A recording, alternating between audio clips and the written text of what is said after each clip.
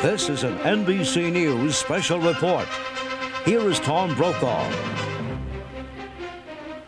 September 11th. Coming up on the News Channel 15 News at noon, the World Trade Center and Pentagon are hit by terrorist attacks.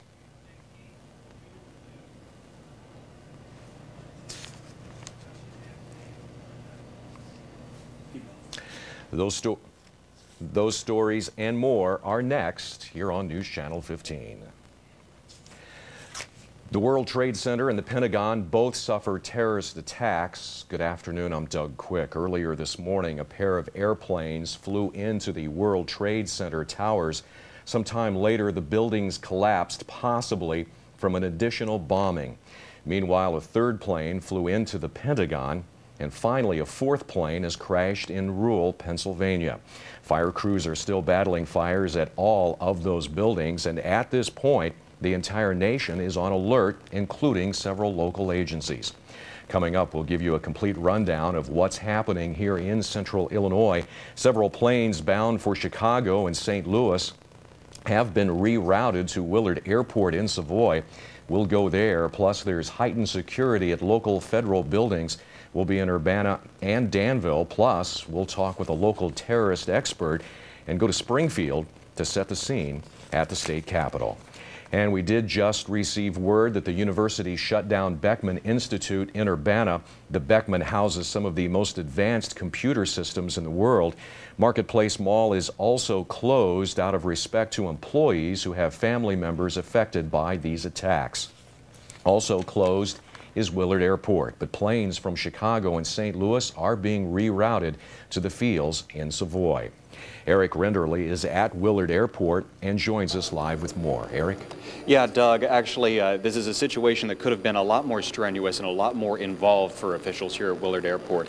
At first call, when the FAA called to cease all air operations throughout the nation, Willard Airport officials were expecting to receive about 20 to 30 flights landing here at Willard, be them mid-air, landing at Champaign Willard Airport, or just being rerouted here.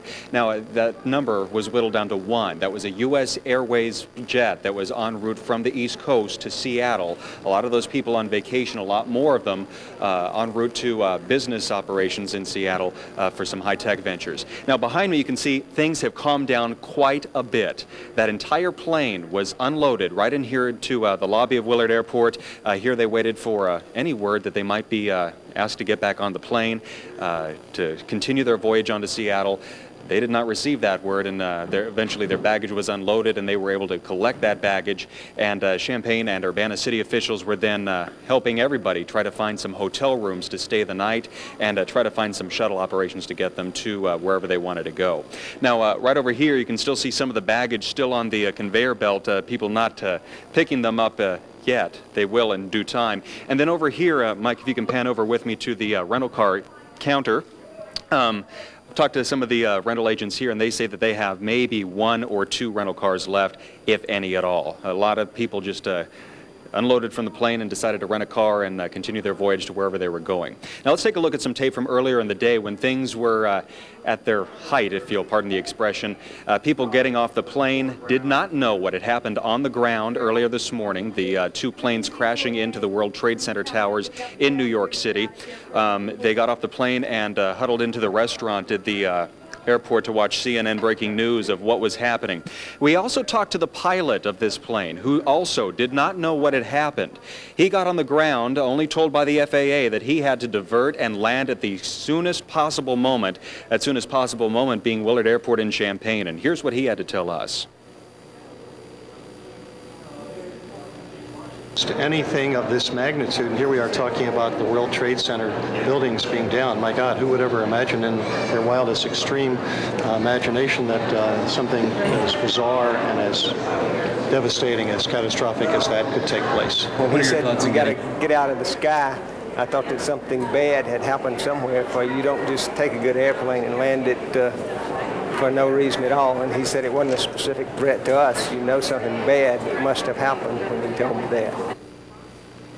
Once again, back live at Willard Airport in Savoy, where it's only been 3.5, 4 hours since this incident first happened in New York City. Those passengers arriving at Willard Airport, letting it sink in slowly what happened. A lot of them overcome by emotion. A lot of them sitting in front of the TV in the restaurant with tears streaming down their face.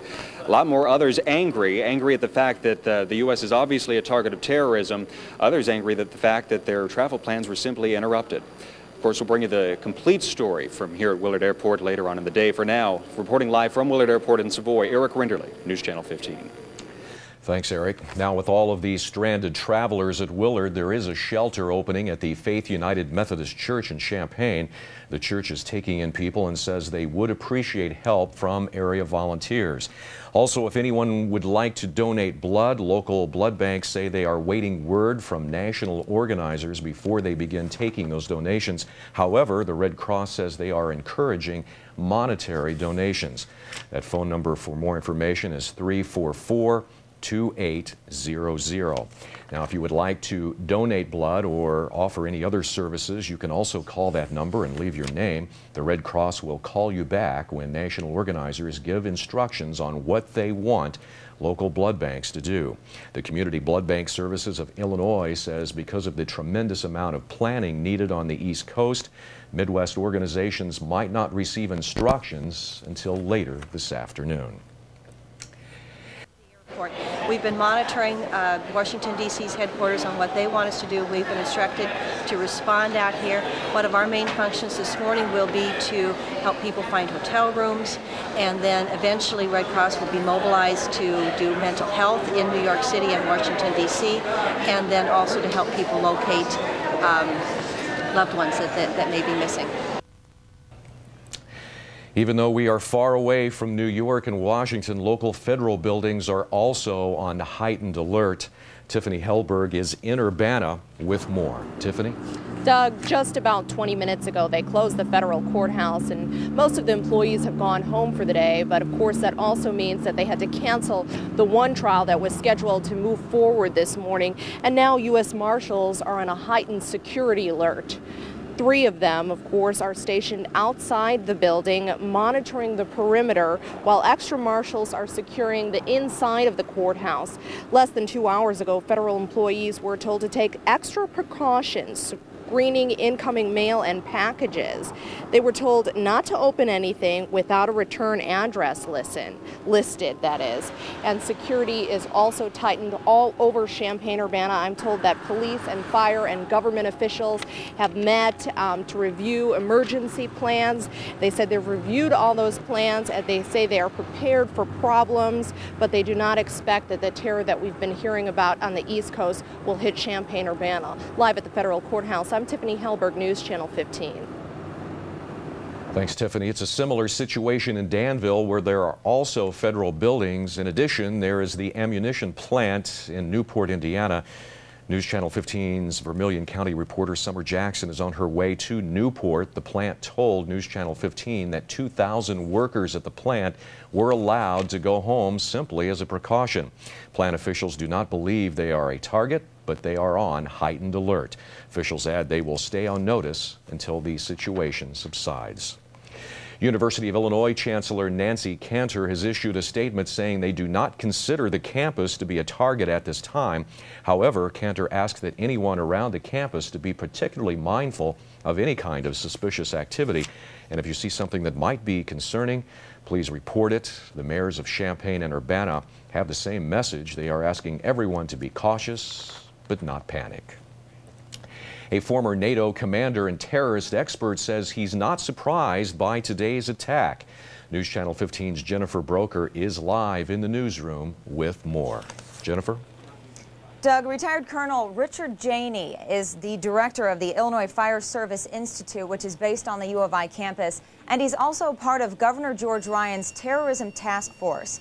Janey says that these attacks did have a warning, but finding out what and when that would happen is pretty much next to impossible. He says terrorists have 2 goals: to create chaos and crisis, and to show other people and other countries that they can strike America.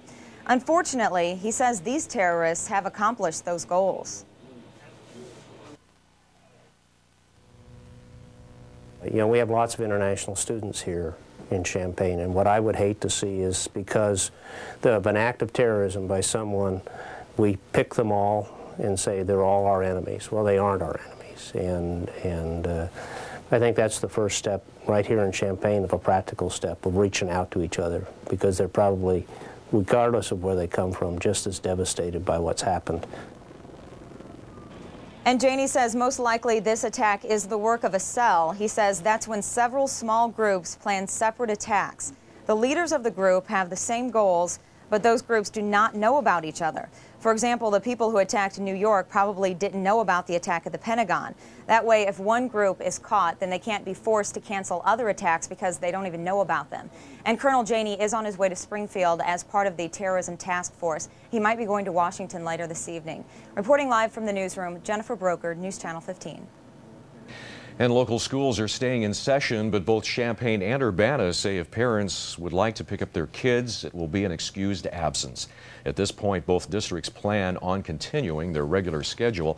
However, the Leroy School District called in and wanted to notify everyone that all of their extracurricular activities for this evening and this afternoon have been canceled.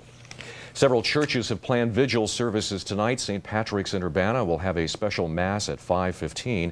Also, Christ Unity in Urbana says they will have special services tonight at 7, Wednesday at 7, and Thursday at 7:30. The First Christian Church on John Street in Champaign will hold a prayer service at 6 o'clock this evening. Now, we do want to make a correction. The Beckman Institute at the University of Illinois campus in Urbana is not closed.